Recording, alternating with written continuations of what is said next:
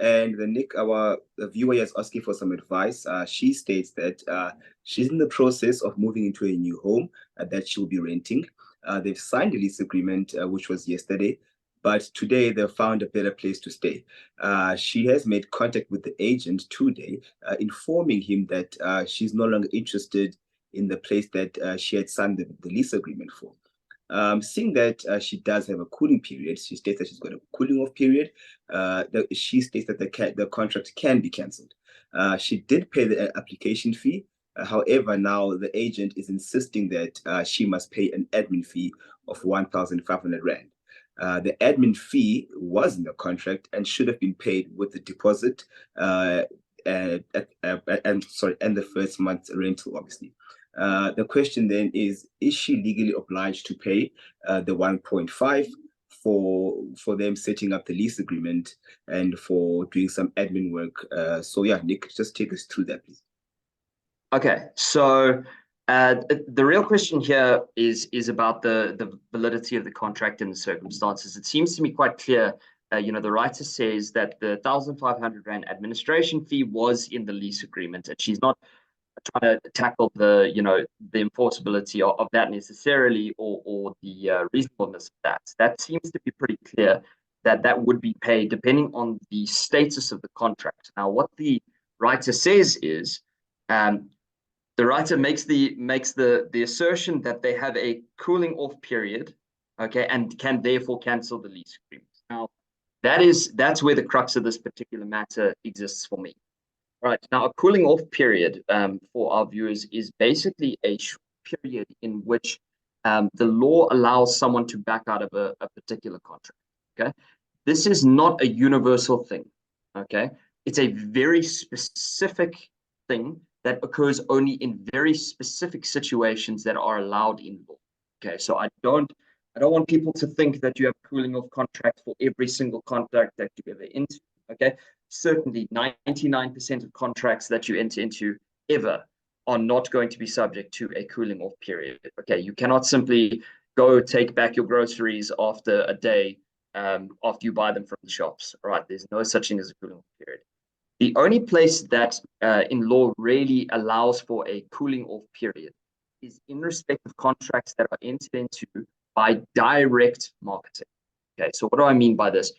Direct marketing are contracts that are entered into where the person who is trying to provide you with goods or services directly contacts you in order to induce you to enter into that contract. Okay. The best example of these direct contracts are, for instance, you get telecom salesmen who call you all the time and want to give you the best new thing from, I won't mention which company, but we all know what I'm talking about. All right. These guys call you constantly and they always tell you they've got a great deal and they just want you to sign up right now. And all you need to do is give them a little bit of detail. That is a contract in which direct marketing is involved. They are directly contacting you to try and induce you to enter into this contract. And the law recognizes that in those particular circumstances, you might enter into a contract which after you have put down the phone or after a day or two, you go, actually, you know what, I really don't want that contract. And the Consumer Protection Act allows a time period for the cancellation of those contracts without penalty. Okay. So that's the type of contract that is subject to a cooling off period. Okay. Other than that, there are very few examples of contracts that have this cooling off period. So you can't assume that that does exist. It is possible, I suppose, to put a cooling off period clause within a lease agreement. So what we don't know in this particular question is, was there a clause in the lease agreement that allowed a cooling off period? If there was, then the writer would be, I assume, exactly right, because they are cancelling the day after signature of the contract. So it seems reasonable that a cooling off period would be at least 24 hours.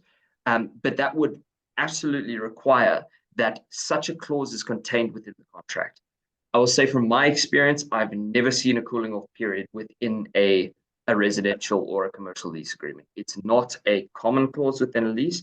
Doesn't mean that perhaps this agent had a phenomenally fashion-forward lease agreement that contained a cooling off period or a cooling off clause, but I think it's very unlikely.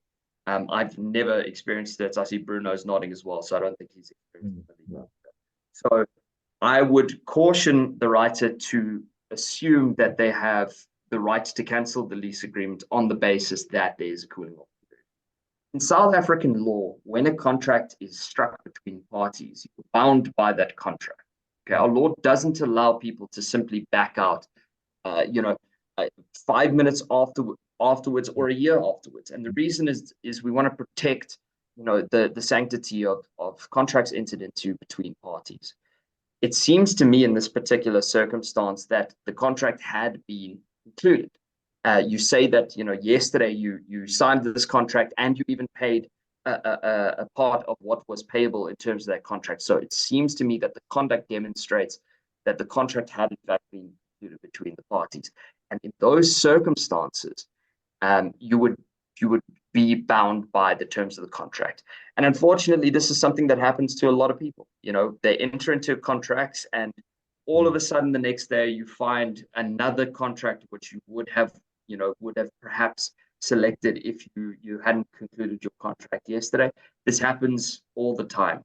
But unfortunately, that occurring with you finding something that might have been preferable to you does not entitle you to cancel your contract automatically and just escape without consequence.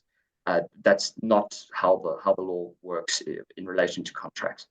Obviously, this person has other remedies available to them. They could cancel the lease agreement in terms of Section 14 of the Consumer Protection Act by giving 20 business days notice. There's no problem there. But the question here is, would they be liable for the 1,500 Rand administration fee? In which case, the answer is absolutely you would. The contract, the contract has been concluded as far as I can see in terms of this question. And if that is so, and the administration fee is payable upon conclusion of the contract, then you're going to be liable for that. So I don't see you escaping that. If, on the other hand, there is one note which Bruno did mention, which is kind of start.